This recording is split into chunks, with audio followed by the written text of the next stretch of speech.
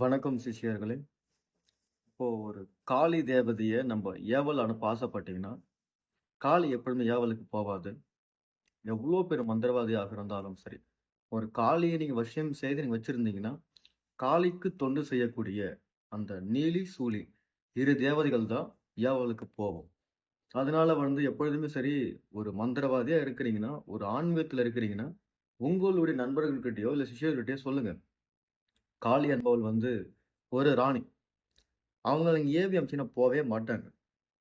அவங்களுக்கு தொண்டு செய்யற பூதகணமாகக்கூடிய நீலி, சூலி தான் ஏவலுக்கு போவும். அதற்கு உண்டான மந்திரம் நான் இப்ப சொல்றேன். ஹரிகாளி, ஓடிகாளி, சூலகபாலகாளி, மோடிகாளி, பூமிகாளி, ஓங்காளி, ஓம் பிடாரி, மாகாளி, போடிகாளி, மந்திர மாகாளி, ஓம் ஆம் கோதண்ட ரூபி, யாளி வாகனத்தில் ஏறி சபைகள் மெச்ச, கொடியுடன் வேதாளம் சூழ, ஆங்கார சக்தி கண்டு ஓங்காரமாய் வருவாய் காளி. வா காளி வா. இந்த மந்திரத்த நீங்க ஒரு 108 முறை சொல்லுங்க. பிறகு காளிக்கு உண்டான ஒரு வசிய பீஜாட்சர மந்திரம் இருக்குது. ஒரு லைன் தான் இருக்கும்.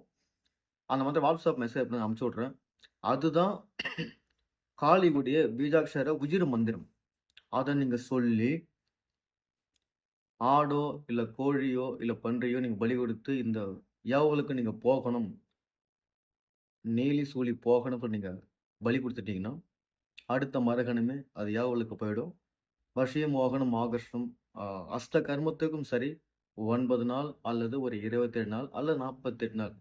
அதிகபட்சம் கண்டிப்பா 3 மாசம் எடுத்துக்கும். 90 நாள் எடுத்துக்கும். சீக்கிரமா வெற்றி ஆயிடும். நன்றி.